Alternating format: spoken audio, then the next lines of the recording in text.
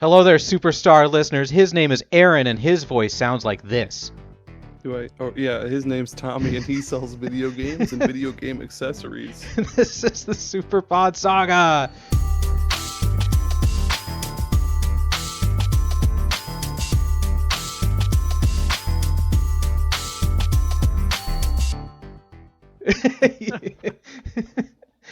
I didn't know how long I was supposed to wait. I thought you were gonna say like the previous episode we did the whole Ray Barone thing. I thought you were gonna be like, my name's Aaron. No, I'm not gonna lie to the listeners.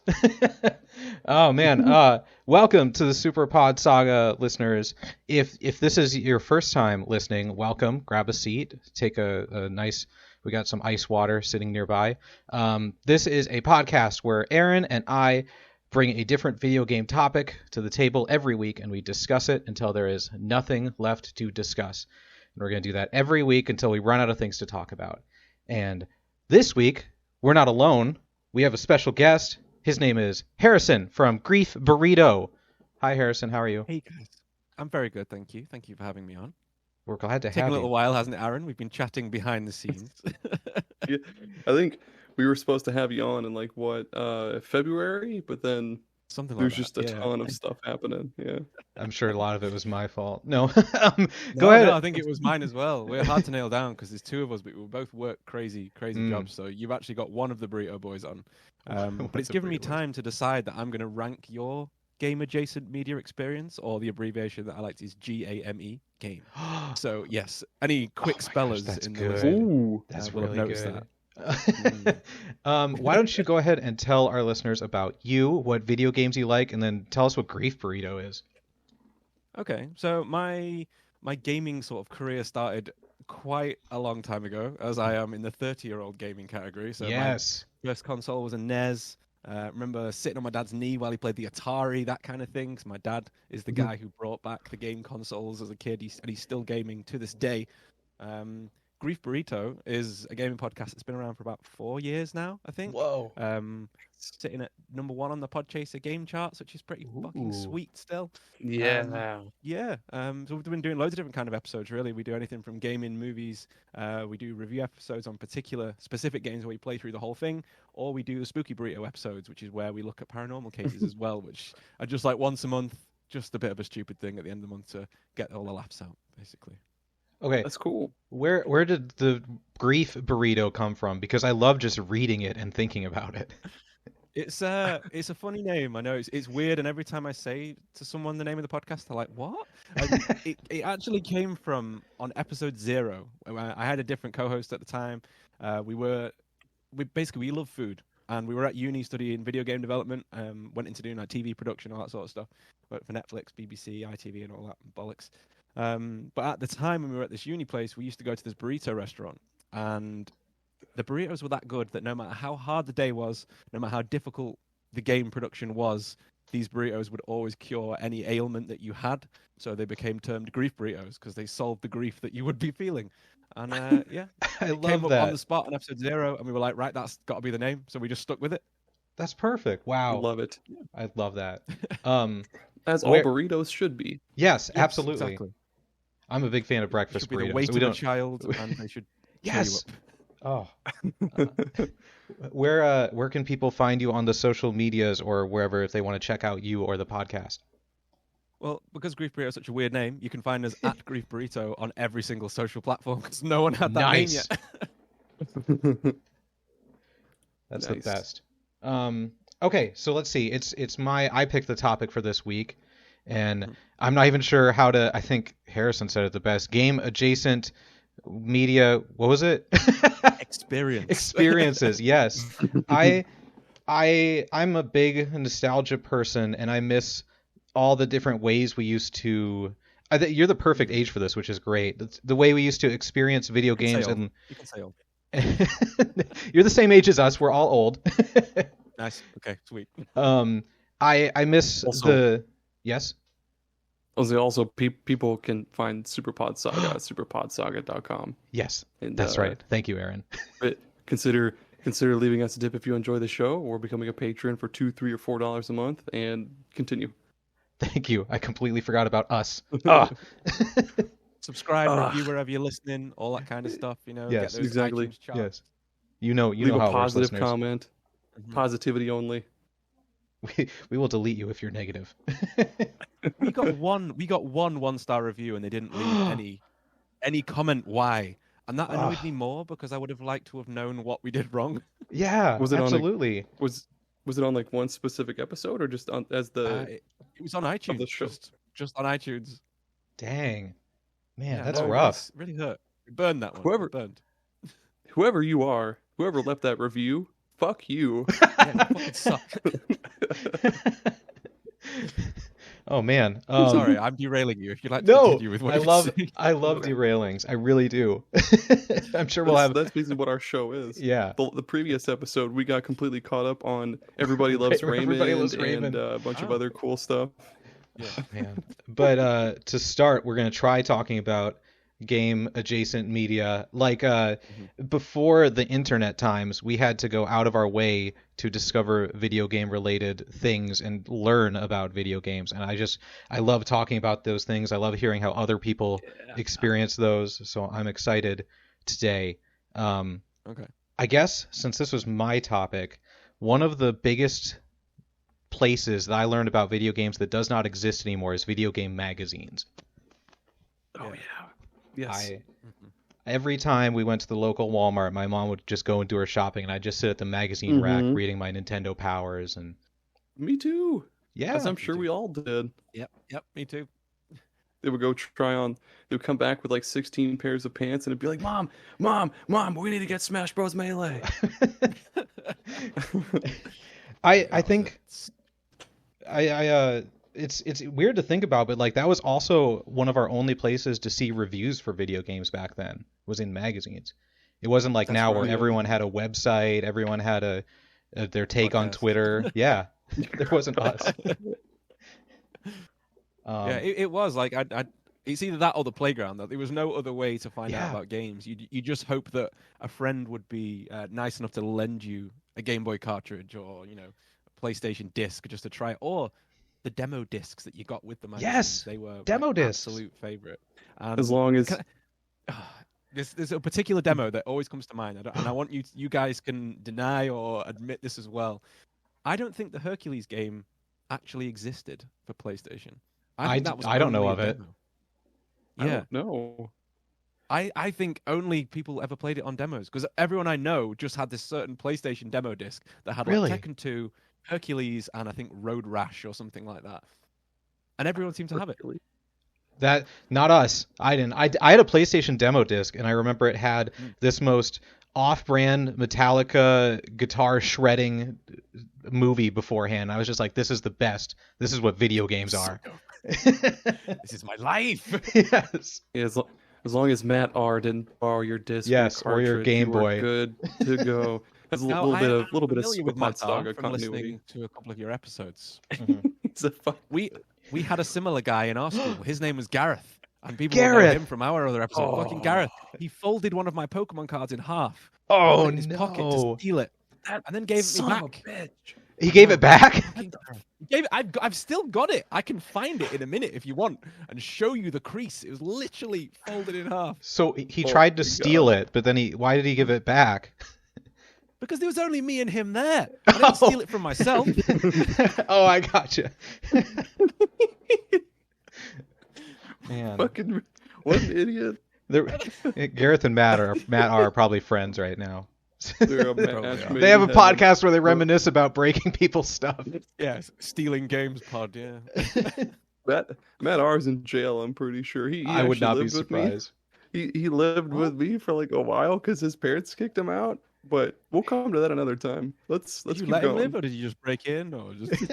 No, we let him live there because he was a childhood friend of mine. Yeah. And he was really he had a lot of problems, a lot of home problems. But Okay. video game magazines though. Yeah, we'll move away smoothly. I remember reading about Battalion Wars, which was like the GameCube version of Advance Wars, and I had no interest in Advance Wars, no idea what that was, but just reading it in a magazine, and they gave it like an 8 out of 10. I'm like, this must be the best video game ever made. I need to get this, and I never did, but I remembered it from that day. Oh, you never got it? You never actually went to No, get I it? never did. Oh, that must be a mission. You should go out, film a little video, go out and find it.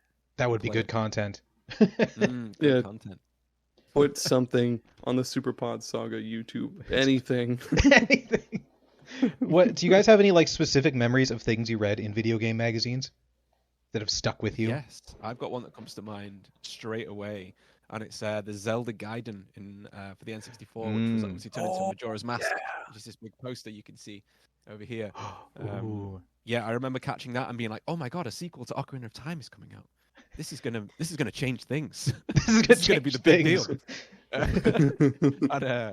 And it was so like everything just looked strange. And obviously when the game came out and did come to release, it's definitely a strange thing, and it stuck to what the magazine showed. But yeah, I remember the excitement of finding that and seeing like Deku Link, Zora Link, Goron Link, all these different masks. Trying to look at the really like low resolution. Yeah, pictures that those they've taken pictures from are screens, so blurry. just to try and make out what was said on the C buttons to see what items you could get. I love that sort of stuff. Oh man, we just don't get that anymore. It was really sad. I like even as I grew up into high school and college, I would still go to the magazine rack, and now there's none. It just felt like as the years went on, there was less and less and fewer and fewer. Now there's still none. That makes me sad. I have. Sorry to interrupt. Go on. Oh no. My. Well, you continue with mine, because I was just going to go into my fond memory. You can continue the current conversation. I'll get to mine in a little bit. I'm just being impatient. I was just gonna ask that if someone made a magazine like that today, that was you'd probably have to do it as a much more small print, something more like a zine. Mhm. Do you think many people would be interested in buying it? I think at first they would, just out of the novelty of it, the nostalgia. People would be like, "Yes, I remember these," but then it's tough to compete with the internet and instant news, because you would definitely be reading older things at that point potentially.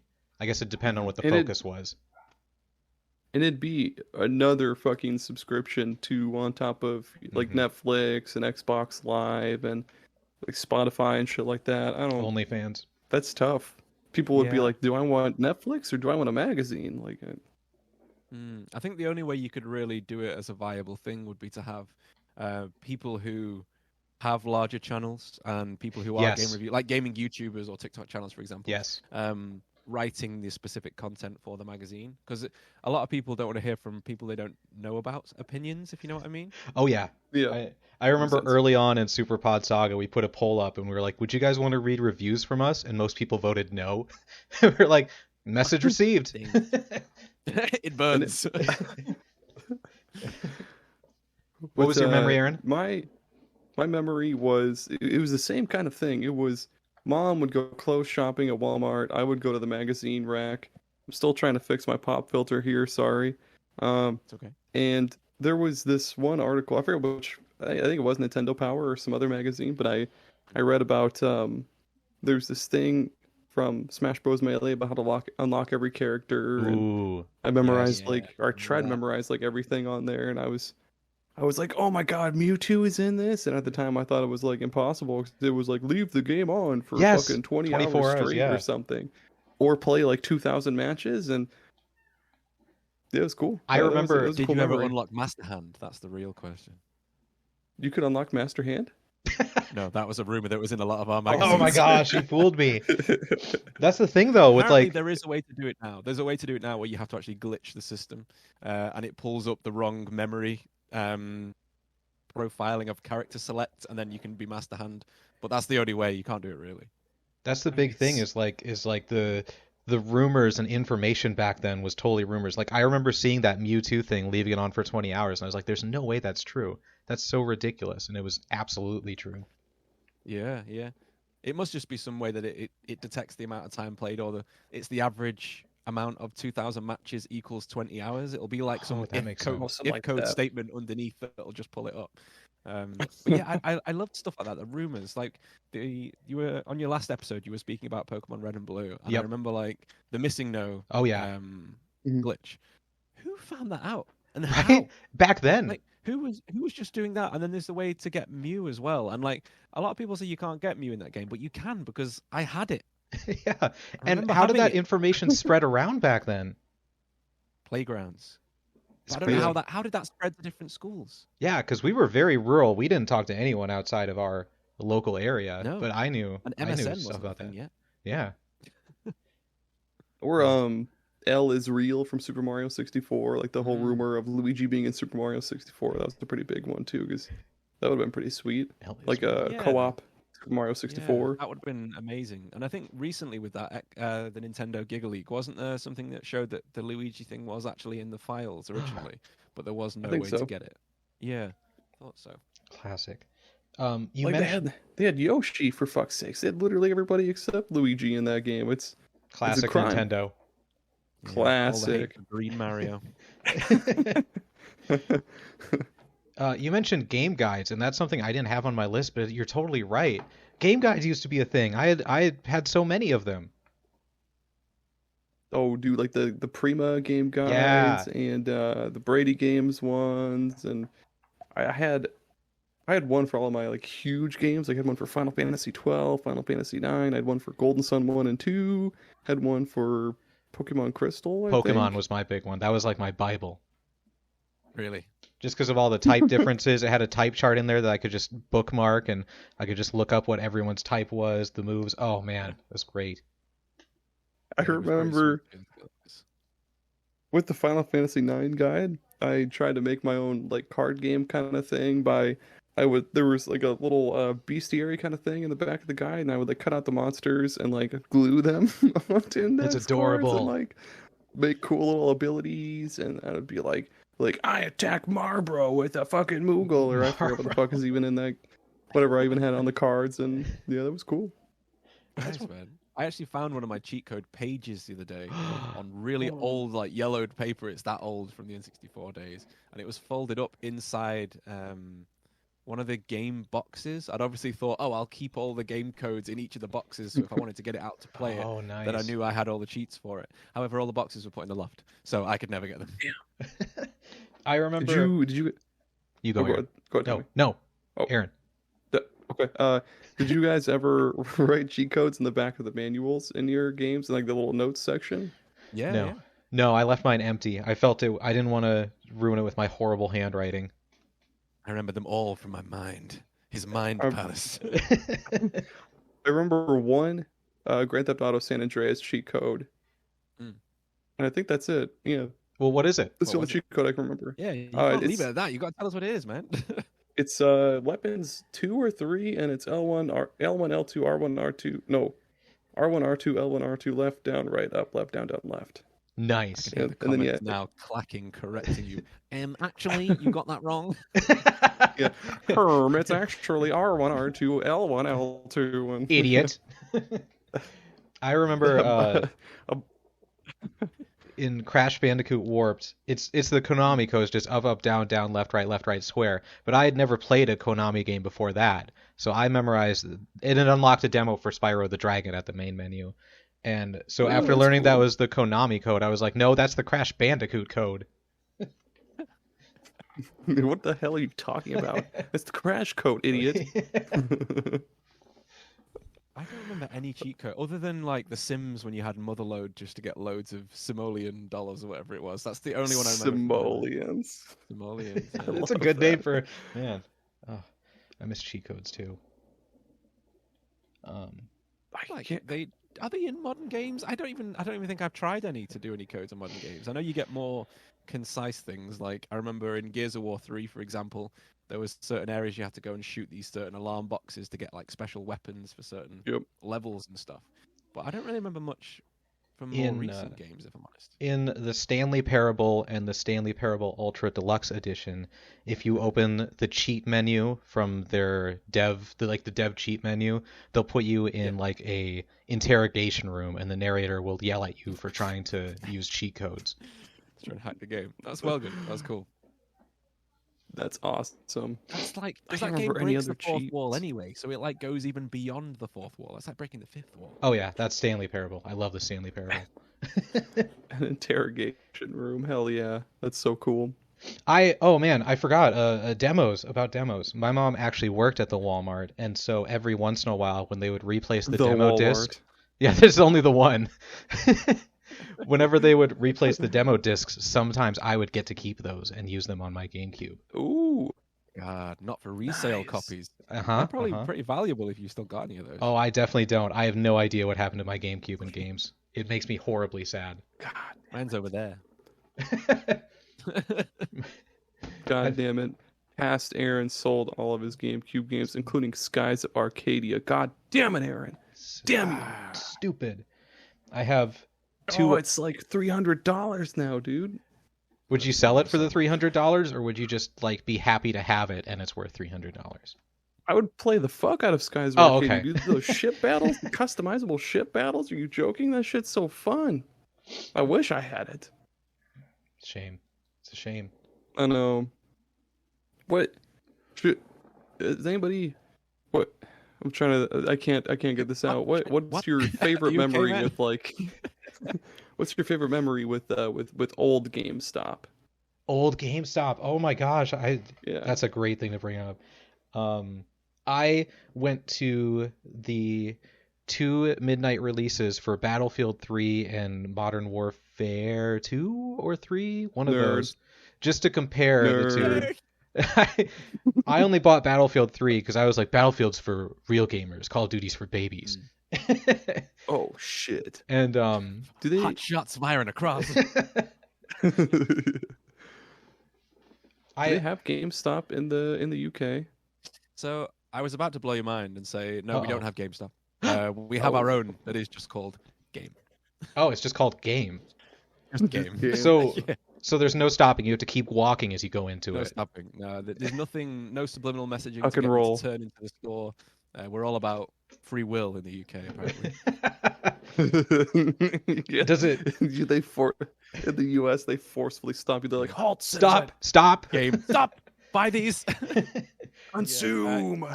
Yeah, but it's pretty much the same thing. It's just a game store. The logo is purple, that's all, instead of the color. Is it orange GameStop in It's more US? red. I want it red and Red. red and It's like black. it's half is white, half is. I think it's like game is It's white. like the stop Smash is red, Burger I think. logo. Ah, okay. All right. Yeah. Smash. So it's exactly the same. It's just like racks of games. Did That's you? literally it. Did they do the reselling thing where you could sell your games and then buy new games? Not originally, no. Oh. We do have another store over here called it's the letters CEX. Everyone pronounces it CEX, but on their adverts they say sex. No. Yes. No one calls it sex. God damn now it, that's they- so cool. I know, but yes, they resell games. So then games started having to do reselling and secondhand stuff. So yes, they do. When you went, did you say that I'm okay? You said CEX, but did you ever take the opportunity Go- to say like, "Hey mom, I'm going just to gonna go sex." stop down to the sex store. I'll be right back." I never have, but I promise you, I will be doing from now on. Thank you. Dude, let's go to sex. I'm gonna say that to my girlfriend because we often do go to CEX to look at whatever we can find because they sell like all sorts of gaming, microphones, control, like absolutely everything Yep. to do with tech, really. But yeah, I'll be saying that from now on. Thank you. I will be saying that. What's the state of game right now? Is it still flourishing? Is it doing okay? Oh no. Okay, it's awful. okay. A lot of them are closing. Okay, that's the same with GameStop Same here. with GameStop. Yeah. Yeah. GameStop back in the day was really cool because they It's used the to sell best. like video game related snacks and drinks, and they still sell lots of like Funko Pops and all your other like figurines and shit. But they used to be really cool back in the day, and they always had those TVs playing like the trailers and shit for new games, and that always Yeah. got you hyped up. And I was always so excited to like reserve the next big game. Be like, it's only $5 down. Like I might as well. What else am I gonna do with $5? That's Buy basically free. It's just free Right, video like, game. I could buy nowadays. It's like I could buy 5 cans of ravioli with that $5, bitch. I don't want to reserve no game. Oh man. Can't be out of ravioli for ravioli now. That's Going right. from figures and Funko Pops then, because I had a bit of a thought towards this episode that I wasn't sure necessarily what you would class as gaming adjacent media. So I didn't know if it was going to be like gaming figures, for example, or card games or movies of games. Oh, it can So be. do Basically anything about could video be, yeah. games that is not a video game. Okay, all right. So how do you guys feel about gaming figures then? Do you guys have, like, I know a lot of people have a lot of collections. Tommy, I'll put this to you first, because opening a question to two people can cause problems when you're both trying to talk. Oh, look at that, you're a professional. So yeah, Tommy, have you got a huge collection of gaming figures? No, I have never been into the gaming figures collecting. I had one amiibo. It was a Princess Peach amiibo that I gave to an ex's daughter, and when we broke up, she just kept it, which is I'm totally fine with, obviously. Oh, I was about to say, what a bitch. No, I don't need that Princess Peach amiibo. Okay, that's fine then, I guess. I was so firmly on your side to stick you up, like, yeah, I stand by my bros.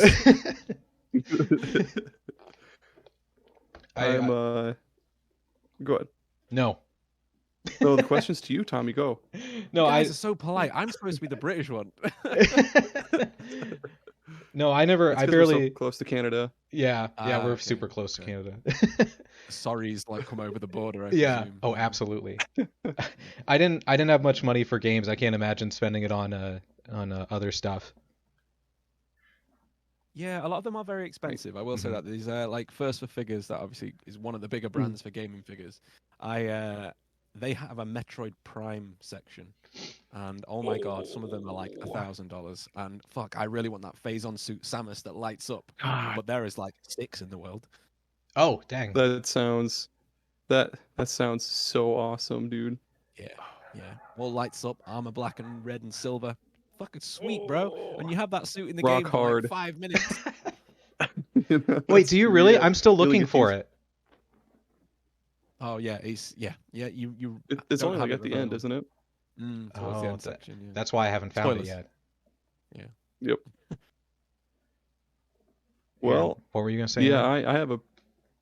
I'm gonna say if it is my turn, if I may, Tommy, if I may. You may. I yield the remainder of my time. Yes, please go. I'm desperately searching for a photo of my amiibo collection because I've bought a lot of amiibos, but I guess I'll just put them in the chat once I find them.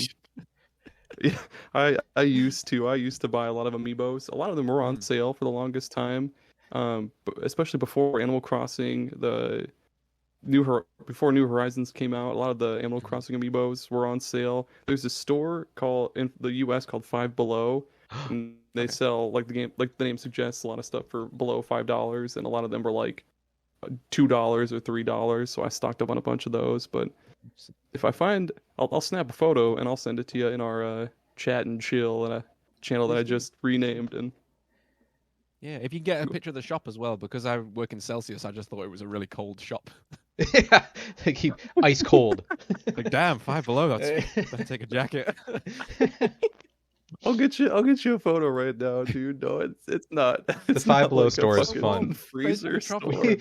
We just had to. We saw it was like a light up shower head from the Five Below store, and we was like, well, we have to have a light up shower head. Why wouldn't we? And it broke after the second try, and I was like, to be expected. Yeah. See, we have a similar store called Poundland, but that also sounds like a sex shop. Stop. Yeah, but you guys have the best stores, dude.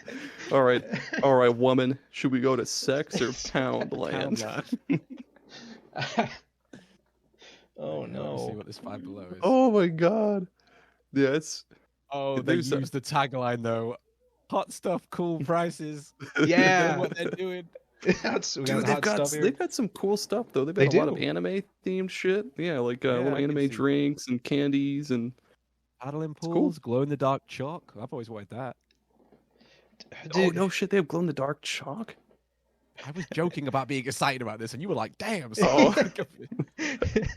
That'd be cool actually. You could draw like an SOS on your driveway and see if like a helicopter see it and land at your house. Be like, dude, I'm just joking, but please help or something. And then you can big that up to your neighbors. You're like, "Damn, did you see my new helicopter I just got on my drive?" less than $5 for this chalk. Yeah, man. Jacket prototype style, just dive through the fucking windshield and attack the man. I wouldn't really attack a man. That's just a joke for the show, people. We've got that on the record. That was on the internet. It's live now. Redacted. Oh shit. Redacted. I remember going to GameStop, which is what we were talking about 5 minutes ago. And I sold my entire Nintendo Wii collection and my Wii to purchase a PlayStation 3 and like 2 controllers, 4 games. The resale value back then was like crazy. They were like, yeah, we'll give you $30 for a game. Why not? And now it's definitely not like that. Now they're like, you have to become a member and you have to use our card. That's how you get the money. It depends on the game, though. True. Yeah. See, I did a similar thing. Like, took a lot of my games that were like copies, or if I basically, because I grew up in a gamer household, me, my dad, and my brother would buy like 3 copies of every game, so we could all play multiplayer on specific games. So we had like a lot of copies of games. So I went down to Sex. I will say the sex shop. Yes. Took these. That was well sexual. You said that, man. Goddamn right you were. Went down to Pound Land to swap some of my games, and they gave me like I don't know. I must have taken about 30 games in, and I think they gave me about £22. Oh. I was mad. I was like, you know what? Fuck it. Just give me my money. I'm leaving. Yeah. And I went in like a few days later, and they had one of my games out for £39. Dang. Yeah. They're making a profit. I was mad. What also pissed me off about that whole bullshit thing was that if you wanted to get actual like cash instead of store credit for cash, they had to give you like it was like 10 or 20% less. It was way less. So if you had like $30 in store credit, they'd be like, okay, well we can give you cash, but it's only going to be like $20 or something stupid like. Yeah, because they're relying on you to lose that card and not come in and change that money. You know, exchange it for anything. It's like Netflix relying on people's subscriptions to forget that you've got a subscription and be like, it's all right, I'll just keep it going. God damn. Man. I remember when, I don't know, there's, no, I guess probably it is. Do you remember when Netflix, they'd mail you discs for games and shit before it was like the... I didn't know that, no. I had a college roommate who had movies mailed to them from Netflix, and then they'd send it back when they were done. Wow. Oh my god. What a weird time. I had a roommate who was a bastard with Netflix back then. Guess what his name is? It's Matt. But it wasn't Matt R. But he would rent games and movies from Netflix, like the physical movies and shit like that, and he wouldn't return them. He would just cancel his fucking debit card. Oh man. And then he would just get a new one. So Netflix couldn't charge him for him. I'm sorry for giving out your trade secret, Matt, if you're listening to this. I apologize, but I mean, nobody's getting games like that from Netflix anymore. No wonder Netflix stock's tanking. I love that if you had fucking movies. Was it the Nintendo Wii where you had to get a disc from Netflix in order to use Netflix on the Wii? Yeah. Yep. Really? And install it as a software? No, you had to have the disc running. Oh, weird. With the software. Yeah. Yep. That's very super weird. Yeah, because Netflix isn't on the Switch to this day, is it? No. Nope. But they have Hulu. And it's on the 3DS, I think. Crunchyroll and yeah, it is on the. Yeah, it was. It's not anymore though. Oh, weird. Fucking glorious. Glorious 320p on the old 3DS or something. Can I watch The Witcher in 3D or something like that though? Oh, I bet you could. I think it still works. I think they did. Where's my 3DS? Oh, God. Tell me, Aaron. Tell me. What, Aaron? Tell me. Oh, he blew my mind with that. You could watch like any show on Netflix on the 3DS in 3D. Like, I wonder if that would work. Someone's got to find out. Someone go. If anyone has a 3DS right now, turn it off. Yeah. I don't even know if Netflix works on that anymore. Sorry, Tommy. I think you were about to say something as I chimed in. Yes, sorry. Go ahead. Oh, I don't remember what I was going to say. Is it time for an ad break or is it too early? Yeah, we can do an ad break. Okay. We'll be right back, everyone. Let's give a quick shout out to our patron, A Novel Console. They've been with us strong since we've started our Patreon. If you haven't checked them out already, they're a variety podcast. They talk about food, video games, books. They're awesome. Thank you, A Novel Console. Thank you, Tommy, if you would. Today's episode is sponsored by Evan's Imaginary Friends. Hey everyone, remember Imaginary Friends that you had in the 90s? Well, guess what? They're back.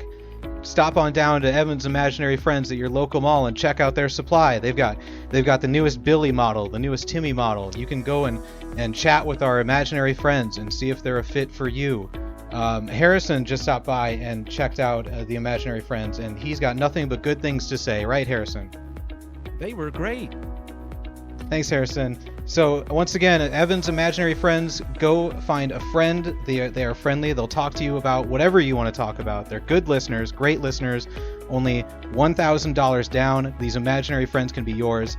Thank you, Evan's imaginary friends. And we're back. Man. I had no warning that was going to happen. I would have liked to have known that was going to happen. But that's what makes it Oh, fun. you should have had imaginary friend accessories. Oh, that would have been good. Imaginary moon But, shoes. Watch how high your imaginary friend can jump. No, we like being unpredictable with the ad breaks. So they have like an Eric Andre show effect where you just like you don't know what the fuck is happening, but like shit is happening. You're just there living it. That's how in our handhelds episode, Tyler, he was like I don't know what the hell's going on. Ah! Like, He literally was like, freaking "What out. is I was, happening?" like, yelling at him. Oh, it's fun. Did you, in your empire, kingdom, did you have a video game television that you watched? Video game television? Do you mean like cartoons of video game shows? Oh, sure. I was thinking more like a G4 is what we had here. It was a channel called G4. Yeah, it was like. No, not that I'm aware of. Not Oh, that I'm aware interesting. of. We had basically one channel that was video game centric called G4 that had different video game programs like X-Play, Attack of the Show, and they did cheats, yeah. Or they even had like a show that was just video game trailers for half an hour. And that was like okay. I suppose if you guys did, we must have done, but it's not something that I'd ever come across myself. I'm gonna look it up. Keep talking, fellas. That was wrong. Like, bitch, I know the United Kingdom more than you do. No, I'm going right to Google. They also had like crazy E3 coverage back then. That was like the place to actually see E3 and like the interviews and everything. And that was like, as a child, like that's my mecca. That's where I need to go someday to experience the video games. Yeah, I've never been to E3 and I would love to Same. go. I've been to a couple of like the gaming conventions over here, but they're nothing on the sort of scale of E3. Mm-hmm. But yeah, I come home from school, I'm gonna watch X-Play Attack of the Show, and I'm gonna laugh about people talking about video games. Haha, that's what I love. Yeah, I know what you mean. We did have like channels, for example, like we had Fox Kids over here as well, which obviously you guys did in America. Yes. Cartoon Network, that kind of thing. So that did show like the Sonic cartoon, which was pretty cool. Oh yeah. One of my favorites though was actually the Super Mario Brothers cartoon, the Super Show. Oh, the original? Oh my god. The original, yeah, man. But the thing is, I never caught it on television. I actually had a 3.5-hour VHS that somehow ended up in my house. Don't know where it came from. The only other one that I knew existed was weirdly at one of my grandparents' house. She had another one. But because it was a VHS and like clipped down, it didn't actually include any of the live action sections. With, damn. Lou Albano and Danny Wells. Those were the names. best. Yeah, think and so. so when I've gone back and watched it recently, because I actually want to do a full Grief Burrito episode about the Mario cartoon because of how good it is. I will, just for you. I'll shout you out just for it. Especially, I then especially on came the across episode that has live MC action Hammer. Is it what? Oh, they were What? Yeah, there's one where MC Hammer comes in, bro. They have lots of he have the pants? hilarious. I think so. That was in like the 80s. I'm pretty sure. I'm gonna look that up too. By the way, there was a G4 that it was in the UK and Ireland. Oh, well, fuck me, right? I didn't know. I had a Super Mario VHS too. It was Nice. Which one was it? Which episodes were on it? Do you remember? I remember brief things. There was a mushroom that made Bowser grow giant, like a giant Godzilla, and then Mario had to as well. No, it was like a squid. There was a squid or something. Suit? No, it was not a suit. They actually grew to be giant size, and like Bowser used like a train as like a nunchuck. They were both. It was like a kaiju battle, but I didn't even know what kaiju were back then. Yes. No. Sorry, I do remember that. So what happens in that one is Mario and Luigi go to basically Tokyo. Yes. And they go inside a mecha suit first, and then Bowser destroys the suit, and then they have to eat. Does he eat spaghetti and meatballs? Yeah, it's something special. Oh, they really big? God, yeah, dude, and then they hell fight yeah. in the city. It's so good. I actually love that show because the music was all of the game music, and the sound effects in the cartoon were all the sound effects from the games. It tied in so well. I was gonna say, I'm really sad that you didn't get to see the live action part because they use those sound effects there too, and it's I've seen some of it. I have seen some of it when I've gone back and watched, but I've not made my way through the whole show again, and I want to go back all the way through it. But there's a super show for each of the game, isn't there? Because there's ones with Yoshi and Super Mario World. Yeah, I think so. Interesting. Man, that was such a nostalgia flashback. I didn't even remember I had that until you mentioned it. There you go, pull that shit up. So how do you feel about the Super Mario Brothers movie that we're going to be getting soon, Tommy? I'm excited. I am not a nitpicky person when it comes to movies. I go to movies to enjoy them. I don't get into the drama around everything. I'm going to go to this movie and I'm going to have a fun time. Yeah, no, I'm trying to live more that way. As someone who's like worked in TV a long time, I always look at stuff and I'm always wondering like, oh, how is that made? What's the production behind it? So I often spot things in films that I'm like, I wish we would have written it that way, or that kind of stuff. But I'm trying now to really stop doing that and to enjoy something for the sum of its parts, basically, just for more of what the actual content is, how it was imagined, as opposed to how you would make it, or what I would change if I made it, for example. And I think now is a great time because we're sort of rewriting the rule that gaming adaptations into films have to be shit, because a lot of them now aren't. Great example is The Last of Us, which has just come out. I've been really enjoying that. I think it's pretty top same. Even going as far as the old Mario Brothers movie, which I know is bad, but that doesn't mean I don't like it. Yeah, it's still incredibly fun to watch because it's so weird. Yeah, it is. And one of the things that I love the most is that Bob Hoskins and John Leguizamo were insanely drunk for every scene. That's funny. That just makes it infinitely more fun for me. And yeah, did you know the set designer, by the way, the production designer for that is the same guy as Blade Runner, and that's why it's so like, sci-fi weird. Yeah, that's true. Cool. Yeah, why did they get him though for a Super Mario Brothers movie? No idea. They need to do a reboot of the live action Mario Bros movies, but have like H.R. Geiger do all this stuff. Oh my gosh! Like the guy who designed the Xenomorph from the Alien series and all of his other weirdo art, which is cool. Everything will be terrifying. Have you seen any of H.R. Geiger's painting? It's messed up. There's a lot of dicks in there, Aaron. There's a lot of dicks. Yep. They'll just turn them into pipes. Hella phallic. Just jumping into penises. This is neither here nor there, but like just set design from movies in the 80s and 90s. I miss that. I watched Honey, I Shrunk the Kids the other day, and I was like, how did they do this in 1989? How did they have all of this? It must have taken an eternity to make. It will have done. I mean, it's a lot of stuff like that I do really appreciate. I had a friend of mine, where I work now, I work for a social media company, so I do video production for them now. And I was leaving the office with one of the younger guys, and he's like, I've just started watching this film, I don't know if you know it, 2001: A Space Odyssey. And I was like, Lewis, that is one of the most famous movies ever made. I'm familiar with it, yes.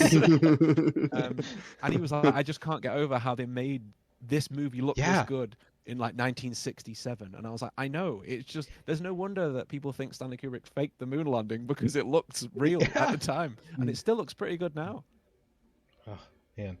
Do you guys remember going to, well, I guess like any supermarket or whatever, and going to the there's like book sections where they had like cheat code guides, and they had those books that came with like little figures for Pokemon and like other games. They had like books of like games or whatever, and they would include little figurines or like little trinkets and stuff like that. Those were so cool when I was a kid. What store was that? Yeah. I'm not familiar with that. That was usually in like Walmart, and I think it was usually in the video games section, but they were almost always by where like the cheat code guides and shit were. I don't remember figurines. You should have pointed them out to me. I don't think we were ever at Walmart at the same time as kids. Cover his crippling figure addiction.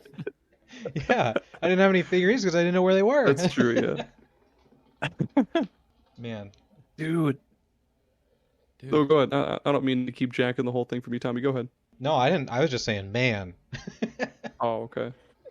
Do you remember the show Cheats from G4 and like did you ever watch that one, Tommy? I didn't. And it's weird to me because whenever I see other people talk about G4, they mention Cheat, but I never watched it. Dude, Tell me it's about so it. Tell me good. about it. It was the coolest thing ever because normally you'd have to go like buy a book or like go online to get your cheat codes for games, but no, this one. So my biggest memory with it was that we didn't have it at my mom's because you can't get it on satellite, I guess. It was cable only or something stupid. So whenever I would go to my dad's every other weekend, he had basic cable or whatever, so I'd watch G4 because I would get my fill of it and just stuff my fat fucking face with G4 before I left. And yeah, Cheat was one of the shows I watched a lot of because they would give you like tips and hints and actual cheat codes for games. And at the time, I was stuck on this one boss in like Dead Rising, I think, and they give you this like little tip on how to easily beat him in like one shot or something like that. And I would hurriedly write that down as he's talking. And they also give you cheat codes for older games too, like Contra and.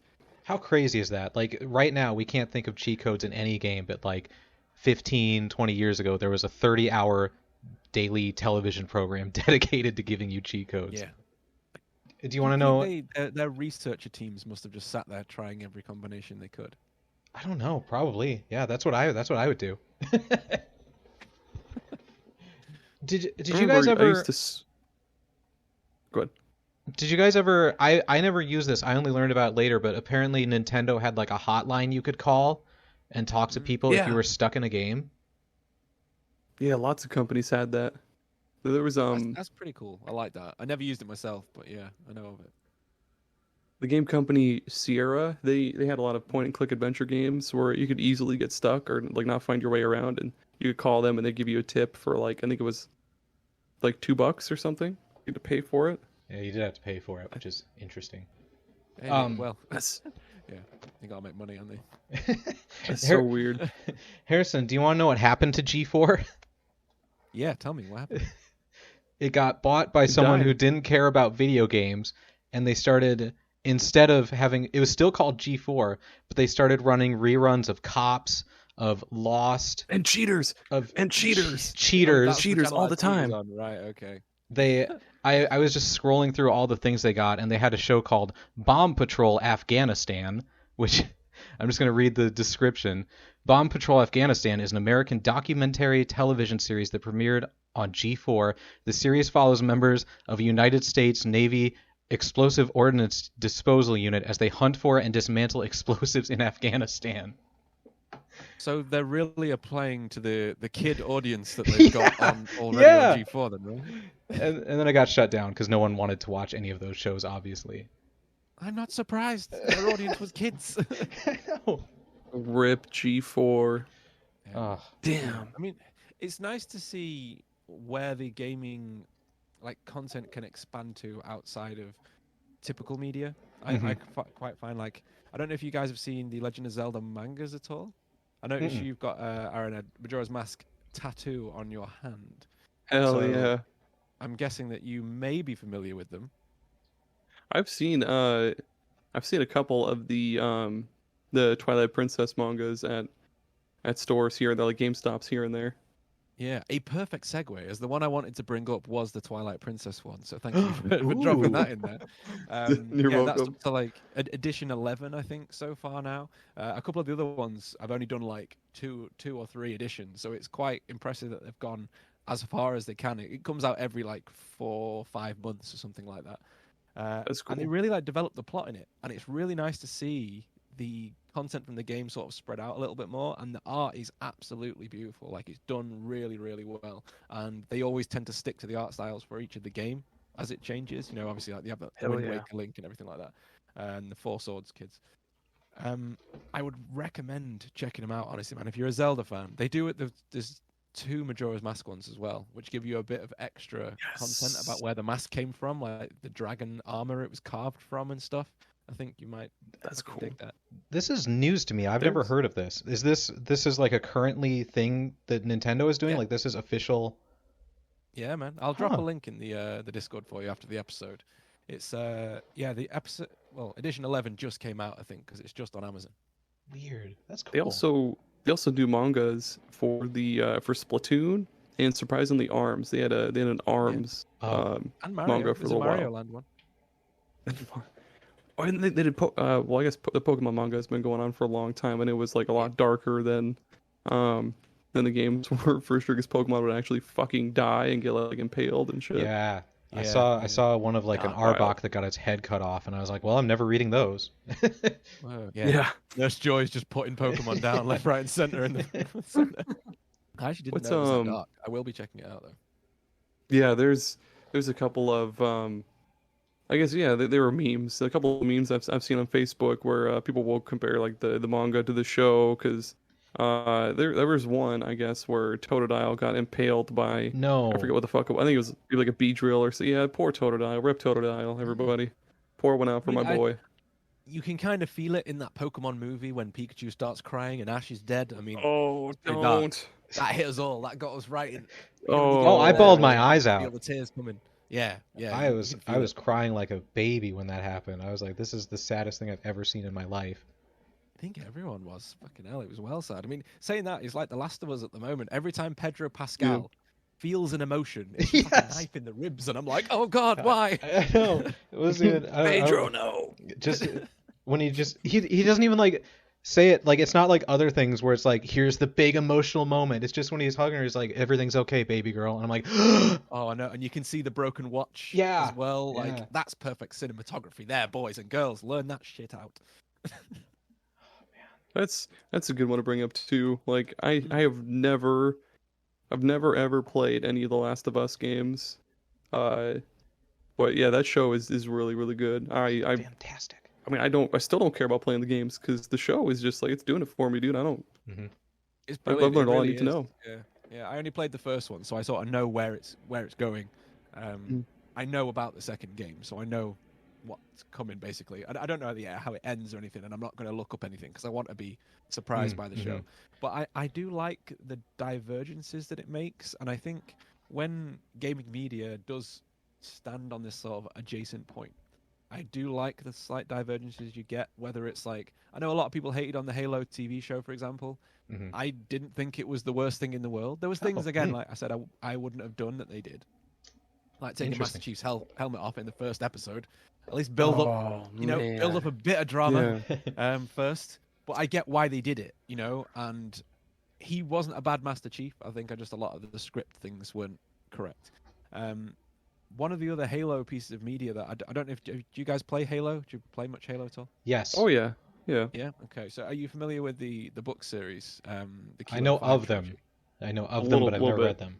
Yeah. So there's like, if any of listeners from Grief Burrito listen to this episode, they know that I harp on about this series, and I've actually become quite friendly with the author as well, Karen Travis. She's a brilliant writer. Nice. She's done so the trilogy of Halo, which is Glasslands, Thursday War, and Mortal Dictator, and she's actually done 5 Gears of War books as well, all of which are really, really good. So the Gears of War books take place in between each of the games. So the first one is before the first game and after the first game. The second book is before the second game and after the second game, and it like fills in. Oh, interesting. But the whole of the Kilo 5 trilogy takes place between Halo 3 and 4. So when people think the Master Chief is dead, or at least killed missing in action as MIA, because Spartans never die apparently, and it follows a squad of 3 ODSTs, 1 Spartan, a xenoanthropologist, as I think is the correct term, and the person who's going to be the next leader of Oni, called Saren Osman. She's a failed Spartan as well, and it's about their adventure through the different parts of the Halo universe, navigating the Covenant collapsing, and when the humans and the Covenant are kind of being friends.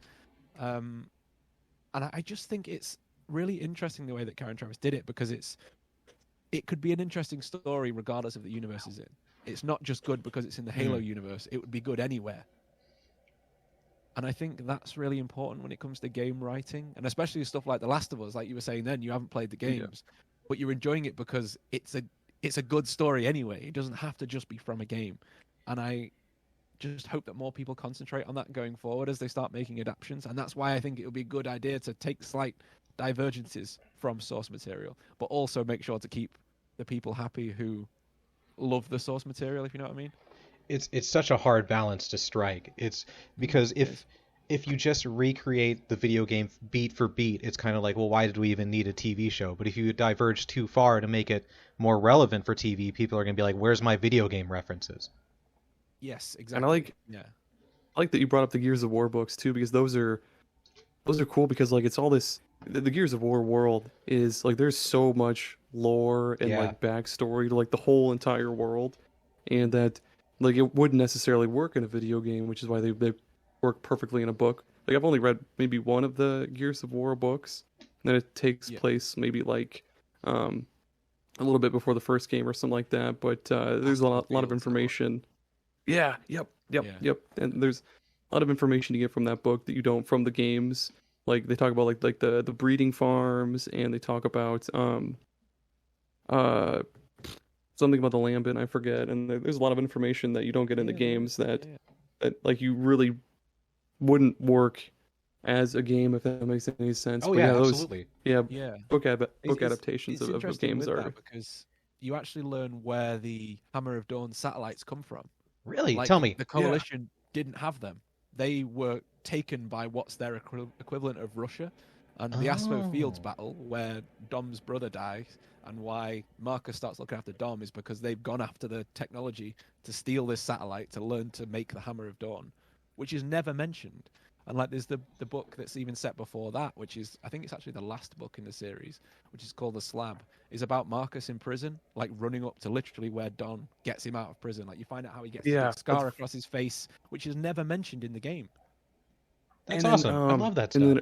And it also mentions a lot of the those cities that got ashed or whatever it's called, where like they're just people are like petrified. Not like frozen, petrified. Yeah. Like they don't ever talk about that in the games, or I guess they kind of touch on it, but the books talk like a lot about that, about how like the Hammer of Dawn just completely altered fucking entire environments, and that shit's so cool. I love that. The only game that actually mentions it is Gears of War 3.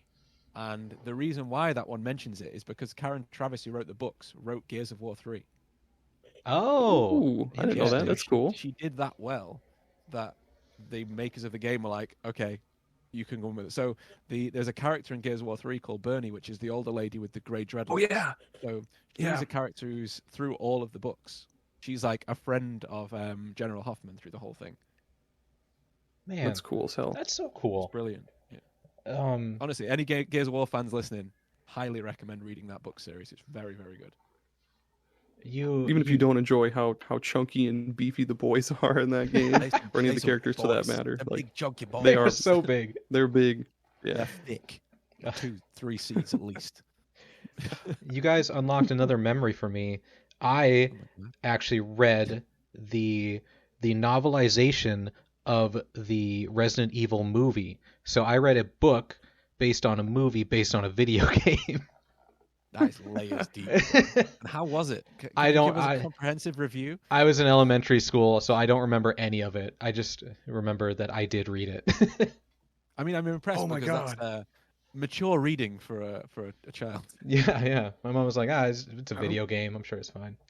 That's fine. I remember at the I don't know if do you guys have the Scholastic Book Fair in schools in the UK?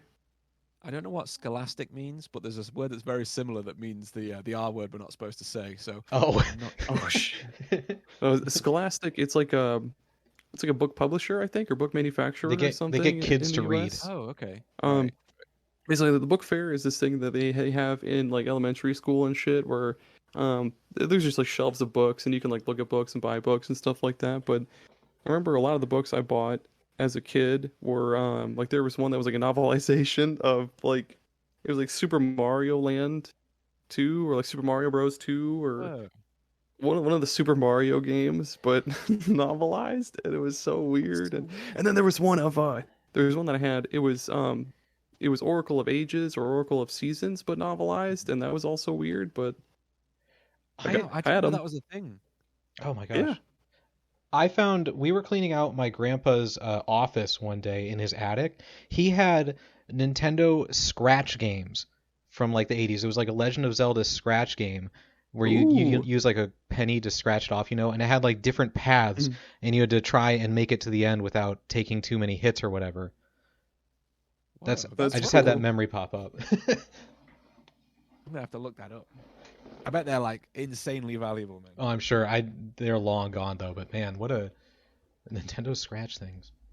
I think Tommy made a tweet about this before, but like, what was y'all's first? Like, I guess what demo of a game made you want to go and buy that game? Like, what was your favorite memory with that? Harrison, you go first. It would have to be Wind Waker for me on the GameCube. Ooh.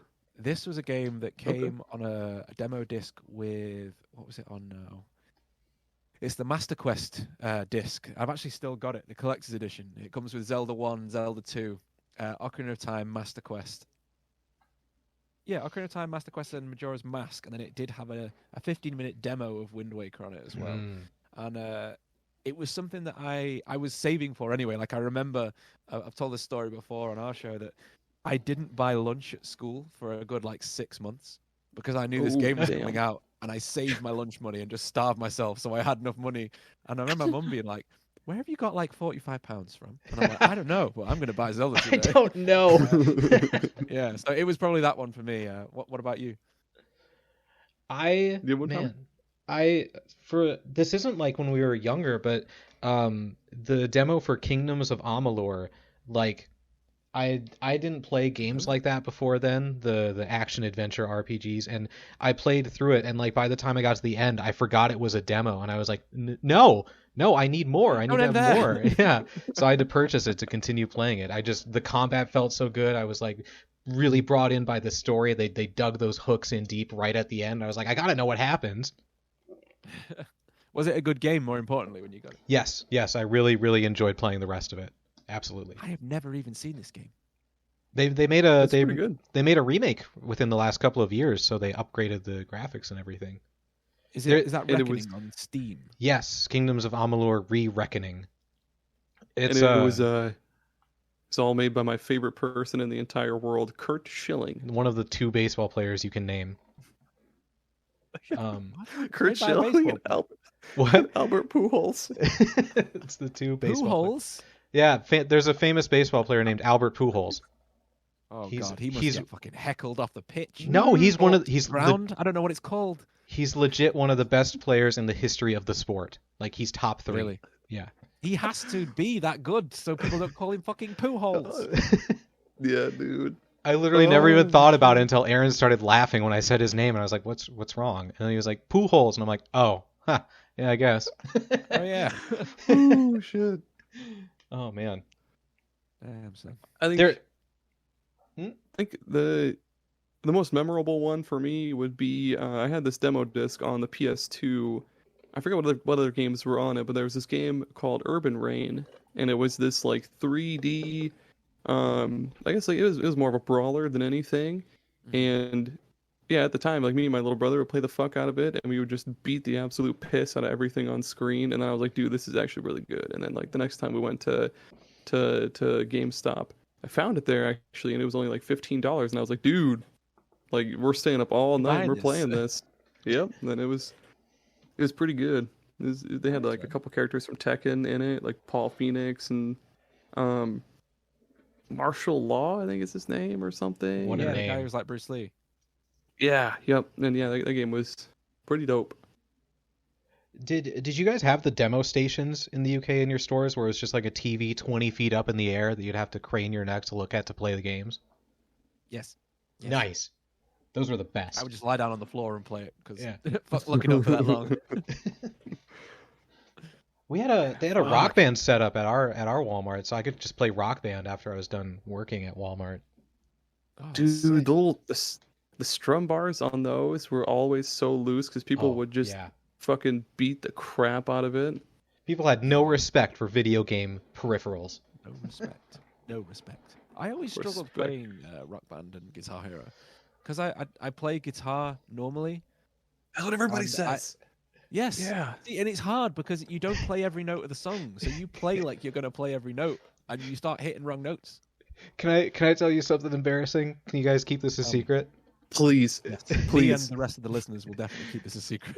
So I love Guitar Hero. It's probably one of my top 5 most played games ever. And at one point in college, I was like, let's do the real thing. Let's play the real guitar. So I bought a guitar from a friend in college, and I was like, Why the hell does this have 6 strings? How am I supposed to move my fingers across 6 strings? Bro. I'm always so moved by your stories, Tommy. So I never learned how to play guitar. I'm going to tell that story to everyone. No! He said he'd keep it a secret. Cut his mic. The next Netflix show I work on, I'm going to put it right on the screen. Oh, God. Oh, that's so good. I wish I had as many goofy stories as you do, but I remember. I can't think of any. One of these episodes, I'll have a good one for you. Mine are always like ones where I'm like angry or somebody broke something and I got mad at them. I don't have any embarrassing ones. I went to. You're just too chill of a guy, man. You're just too chill to have these weird stuff. You take everything nice and relaxed, you know? Yeah. Sort of. Like, I remember one time I was playing Yu-Gi-Oh! With my cousin, and I forget exactly what happened, but he countered something I did, and I got really, really mad, and I about slapped him. Like, I came real close to slap him, and I was maybe like, I was like 11 years old, but like, yeah. I mean, if he stood up and full on went, "Ha! You've activated my trap card," and literally gave it that, you had the permission to slap him. Yes, yeah, absolutely. You've triggered my trap card, bitch. Slap. You triggered my slap card. Yeah. Oh, nice. Damn, that's it. Slapjack. Add some cheers underneath that, man. You know, whoever's editing this episode, add some cheers. This guy. Yeah, we'll get one of those in there. I mean, just like a second, just like, yeah. That was it. Man, that's all I had written down for stuff from the past. Do you guys remember things from the past? I don't remember anything ever. I would like to shout out the Mortal Kombat movies, because that original one, god damn, that was cheesy as fuck. That soundtrack, so good. It was pretty sweet, like all out cheese. All out cheese. I just had one and I lost it. Give me one hot second. I'm thinking of it again.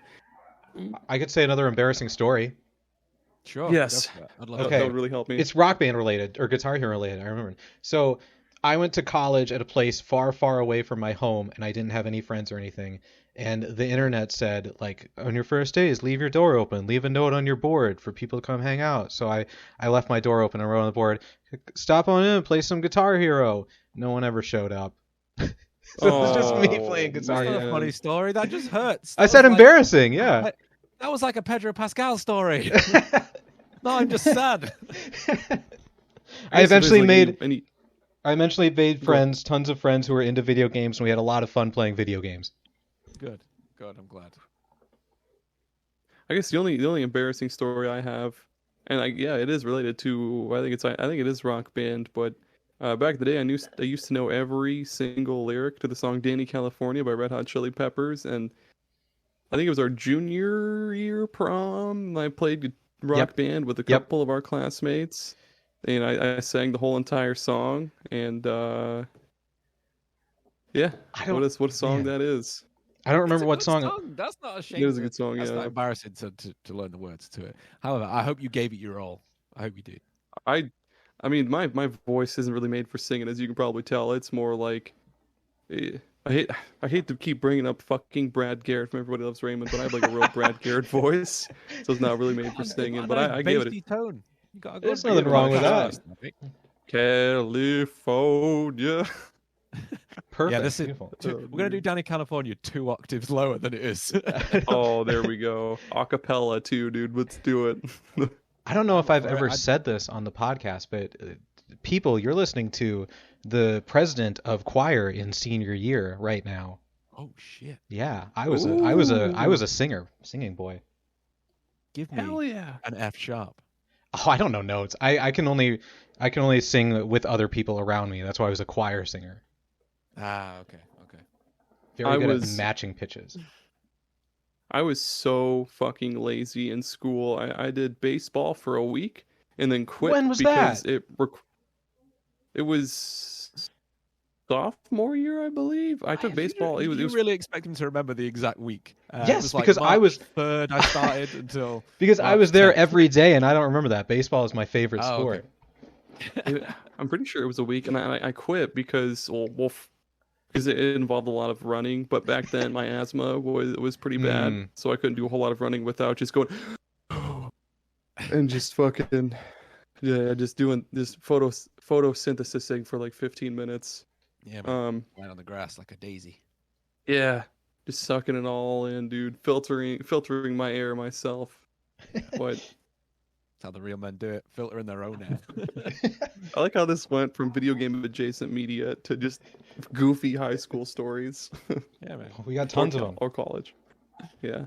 I don't have any other things related to this topic, unfortunately. What about you, Harrison? Pressure's on you. Oh my god, I had a Sonic comic like puzzle book as a kid that was pretty fucking sweet.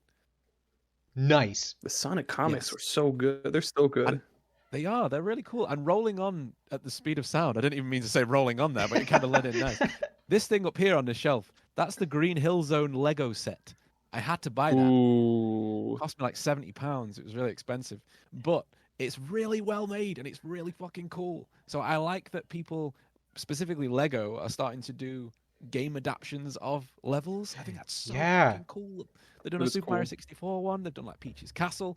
I am just waiting for them to do a Metroid one. Give me Samus's gunship, because bitch, I need that. Or like the fight against Ridley, or not Ridley. Sorry, Kraid, the big fat guy, where he takes up the entire screen on one side. That'd be a full set. I mean, a Ridley one would be cool. You could do the Chosen Artifact Temple, from Metroid Prime. Oh yeah. Yeah. You could do that. Come on, Nintendo. Those clear plastic Lego pieces.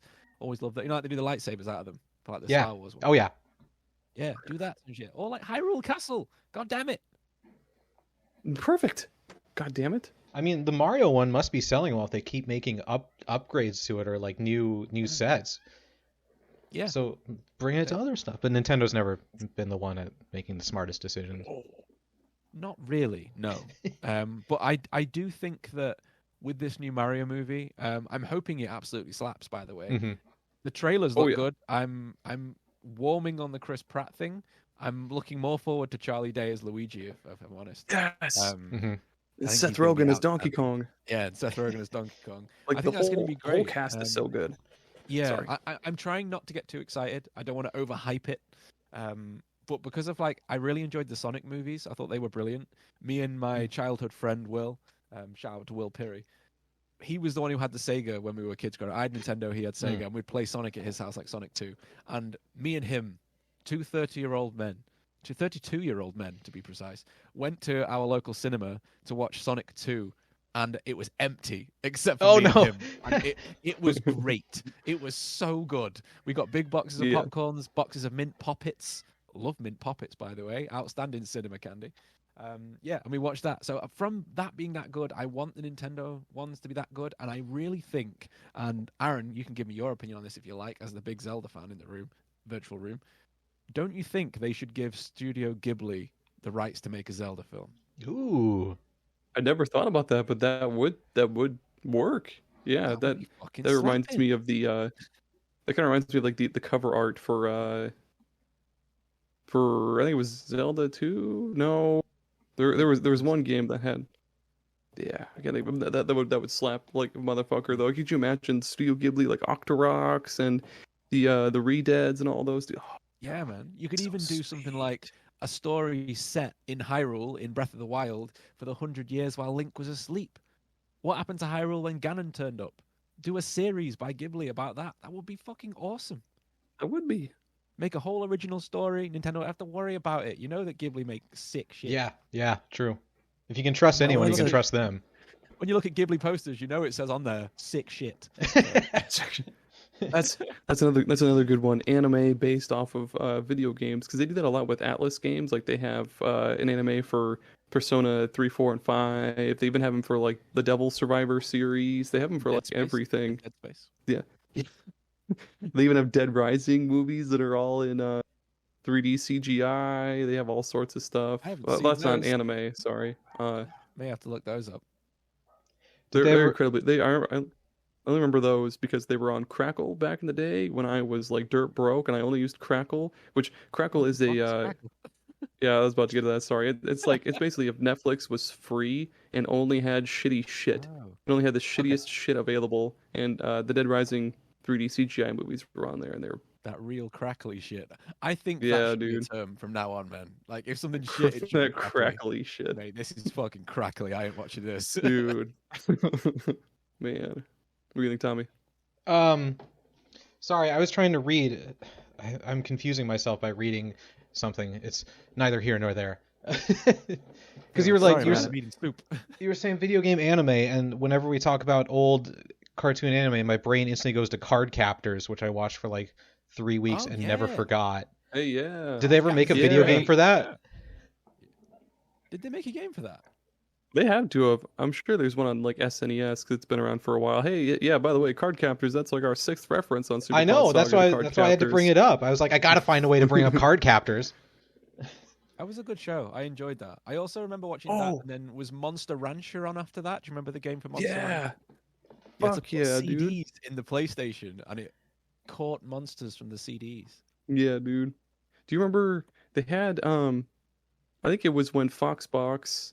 I don't know if they did this in the UK, but the Fox Kids changed to the Fox Box, and they had that Kirby anime, and that was pretty fucking sweet. I watched that. Kirby right back at you. Yeah. That had a good intro theme. Yeah, that fucking intro slapped. Kirby, saving the day. I guess I do have a good singing voice, but Kirby, he's here to stay. Oh, I thought you were just playing the intro. I thought you just played a video right now. We couldn't tell the difference. Shit, sorry. We're gonna get copyright strike. Dude. Man, fucking no, intro I is just so had a good. brainwave too. Did you guys ever watch the Donkey Kong series on Fox? Oh, the digital God, one? The very bad. Oh, one, no. Dude. Crystal Coconut. I've only seen video clips of it. Coconut, dude. Oh man, I don't know if that was good or bad, but I lived that show. That was good. Yes. I remember a show called Reboot, which is another CGI one. Ew. Back then, I thought it was like the most futuristic, like amazing looking CGI ever. And if you look at it now, it's just disgusting. Really? It is, dude. It's got that hate all 90s CGI sheen on everything. Yeah, everything's smooth like Beast Wars. Yep. Yeah, I know what you're talking about. I hate all of the facial animation in Reboot. Fuck that show, dude. Everything's bad from that era and everything's shiny. Mhm. Actually, last week, you guys brought up something that again unlocked a memory from my mind that I didn't think I had anymore. Scanners. Yeah. Yeah. Oh, are you scanners, dude. man? Oh, I should have brought. I was a scanner. I had the green one. I remember buying it Yes, from Toys R Yes, Us. I have the green one. Yes, me Green Aaron. and orange, Green boy. baby. Yes. Yeah, see, yeah, green and orange it was, yeah. See, I only know that me and one other friend had bought those. Sorry, I just threw my cup of tea from my giant mug all over my arms from excitement. Yeah, me and only one other person I knew ever had a scanners, and it gets really boring when there's just two of you like battling each other. Yep. I'm By the way, I actually saw it get brought up the other day as well on somewhere. Wait, was it? Did you post it on Twitter the other week? We I think post a so. lot of Yeah, I things on posted like a Twitter. short, like a little video clip or whatever. I can't remember whether I was talking to you guys on Twitter or if it was someone else, but I feel like scanners are making a revival. I think they're coming back. Scanners are They coming should. back. Here's the only reason I know about scanners, and I hate to say it, is from Matt R. Unfortunately, he introduced me to scanners, but I remember my fondest. Barcodes. Exactly. Yeah. I remember with scanners. I was so excited to always go grocery shopping with my mom because I would scan every fucking thing in the store. Like I would scan every single cereal box, every single can of Chef Boyardee, like everything. I would fucking scan to try to get like the best monsters, and of course, scanners being scanners. There's really no good way to tell, but yeah, that shit was cool. Now, why you're buying 5 cans of ravioli every week? You're just happy. Yeah, I gotta get the best monsters possible, bro. You got a crippling scanners addiction now. There needs to be a scanners competitive league. He's preparing for it. Let's start the scanners. Oh, mate, this is gonna be sick. You know what, dude? I might make a new app where you scan QR codes to find monsters on phones like Pokemon Go. That Do game, it. if you made it today, you could probably make something pretty sick. You'll yeah. see me. We'll skip ahead 20 years into the future, and you'll just see me. I'm living in like a cardboard box on the street. I'm just wearing like this same outfit, but it's all like destroyed and ragged, and like spare barcodes, and I'm just like my hands shaking because I'm starving to death. It's a dystopian future where the currency is scanners is the currency. Yeah. Spare codes, and I'm just scanning like everything, but it's like I've already scanned this 15 times. I have a mission for you. Do you still have your scanners? I do, but I don't know if the battery still works, but I can try. If that battery works, you gotta get a copy of Agent 47 Hitman and get the monster right from the back of that guy's head. Oh my gosh. What do you think's in there? That's such a good question. Powerful monster there is. That's gotta be. He's the apex fucking predator, dude. That's Yeah, man. That's more than a mind blower. That's like a mind. That's like the guy from the Warheads candies, where his little head's like exploded. And that's. Oh wait, you mean like the guy from the movie Scanners? It's all connected. Mate, it's all coming together, bro. Holy shit! Do the scanners have do the scanners have an internal battery? It's not a replaceable battery? I think it's replaceable. I'm pretty sure it's just like a watch battery. Yeah. A watch battery. Those are don't want to mess with those. So I remember having to like I remember, as a kid when you get to the point where you're like, I can change my own Game Boy batteries now. I can change all of my Sega Game Gear batteries, even though it takes 100. And then unscrewing the back of my scanners and seeing that little disc and being like, yeah, you're like, this is alien technology.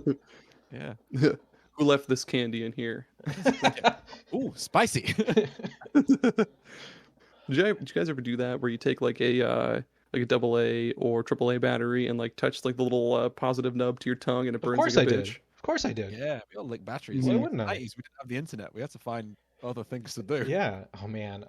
This is again neither here nor there, but the woods, there was like a full week in school where we realized if we move our bodies on the seat in the chair and stand up, you could shock each other with the electrical, the static electricity. We just spent like a week shocking each other, all us dumb guys. Oh my god, yes. Me and this is not related at all, but that unlocked another memory for me. Me and Joey, we were in the same algebra class in Mr. Boza's room, if you remember Mr. Boza. Of course. We would always Harrison, you might know him too.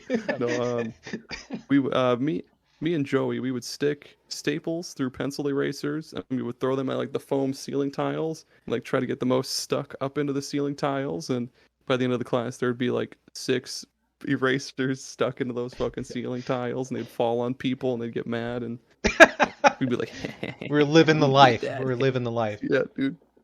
Oh, peak high school. One of our teachers, but with a glue stick, and they put glue like like Pritt stick kind of thing. Yeah. Put that all over the handle on the inside. And they put it all over the seat and the desk. And then they threw the Pritt stick up into the ceiling, and it stuck right above the teacher's desk. So the teacher comes in, sits down, obviously gets glue all over the pants, didn't realize, puts the hands on the table to take the register. The register sticks. The paper sticks to the desk. They're like, what the fuck's this? They try to stand up. They're all sticky. Then the fucking thing falls down, smashes on the desk. They try to form out. The hands all gluey on the handle. Everyone's going mad. Oh, it was, my school was awful. That's wow. Hey, everybody. Welcome to the Pranks Podcast. Prank Podcast. Super Prank Saga. Pranks. There we go. Super Prank Saga. Dude. Oh boy, man, that's good times. I'm fresh out of memories. My memories have been that's it. Run dry. We've said all the memories. Harrison, do you have any more memories? Or are they gone? I remember getting this giant mug from Sports Direct. What does it say? Sports Direct. Sports Direct. Sports Direct. They're just like a like I don't even know, a sports shop, Foot Locker, that kind of thing. For some reason, orders like about 10 years ago, they sent out these giant mugs with every order. Like, I'm not a tiny human being. This is just an absolute fucking giant mug. And like, if I spilled this, I think I'd flood my town. It'd be gone. Yeah, honestly, like 6 coffees in one mug is great. I have a mug at work that's a PlayStation themed one, and the handle is the old original PlayStation 1 controller without the dual analogs. So I just grip my PlayStation controller when I want a coffee. Without That's the cool. place sticks. Yeah. Sure. Yeah. Because that's the superior layout. I'm sorry. Oh, I agree completely. Oh, I shots agree. fired. I think so too. They have to be diagonal, otherwise, like, I don't know. Yeah. To any audio only listeners, I held up an Xbox controller. Just Oh yes, sorry. I've been playing recently. A memory that's just unlocked for me again is aftermarket controllers for the old consoles. Oh my gosh, yes. Yeah, so we had N64 ones that were like ball, strange nubs that were just the worst things to hold. But the ones that come out now, like the Hori pads, that you can get for the Switch and stuff, these are really, really good. Yeah. We need that sort of stuff. Hey, there's a child. Yeah, Silas woke up from his nap. He's staring at the camera. Hey, man. Hey, there's a child. Oh, he's hiding now. He doesn't like the Hori controllers. Yeah, see, that's a child who would only be ever committed to like one of the other controllers. He'll never know. He'll never know the awfulness of bad controllers, because now we're in the future and we get good controllers. He'll grow up with good things like this and like Xbox. R.I.P. Mad Cats. Yeah, Mad Cats. Yes, Mad exactly. Cats. Yes. There we go, dude. I hated those controllers. I had a friend who had a third-party Guitar Hero controller because it was cheaper, and that was trash. What? They had that? Yeah. That was a thing? Yeah. I'm gonna have to look it up. Good on him. Good on him for trying. A for effort, whoever you are. I hope you're listening. They're not. Hey, you don't know who listens to your podcast. That's true. We've got listeners in Namibia. For some reason. Hey, Namibians. Namibiites. I'm not sure how it is. I don't know if it would be Namibia. That's really fucking hell. That's hard to say. Namibiites? Namibian Nights? Namibiites? Yeah. That's got to be right. I think so. Also, in all this sidetracking knowledge that we've been trudging through our memories, I completely forgot that I was going to be ranking your things on tiers. I just didn't do it. Oh, man. Dang. Should we start again? Nope. Should we go back to the beginning? Let's start over. Everyone just forget everything that happened. We'll start over. Buckle in, guys. This is just the intro. You're telling me to forget scanners, Tommy? Are you joking? We can't forget the fucking Agent 47 scanners. Can we at least agree that that's number one? Or A tier, S tier, whatever? Scanners? Yeah. That is. Scanners is up there, definitely. That's the most meta shit I've ever heard. Oh man, so I think we can agree. We've talked about everything. There's no more video game adjacent media to discuss, correct, boys? There's no more memories. I don't think I'll ever think of a thing again. That's right. Nothing else.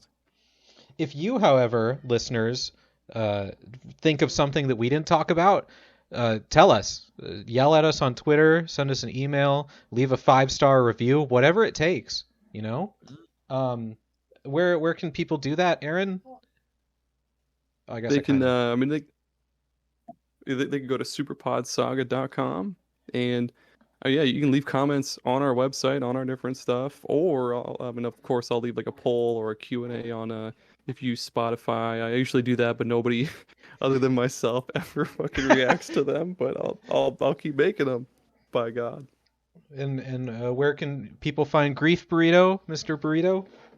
You can find us at Grief Burrito on absolutely every social media platform that ever exists. And if you want to find me personally, you can find me at HazWild, which is HAZZWILD. Wonderful. And Nice. what are we going to talk about next week, Aaron? Am I forgetting anything before we get to that? I don't believe so. Okay, I just have we talked about too many memories. My brain's mixed up now. But what are we going to talk about next week? Favorite multiplayer games. Yes. Oh, that's going to be good. That's good. Yes, we can do that. Should we do co-op and like online multiplayer, or just like one or the other? Both. Whatever's playing cool. video games with other people. Oh, that's true. Yep. Okay. Multiplayer games. Check out.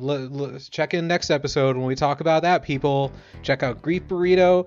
Check out giving 5-star reviews to everything. Thank you for listening, superstars. Bye. Hi, boys.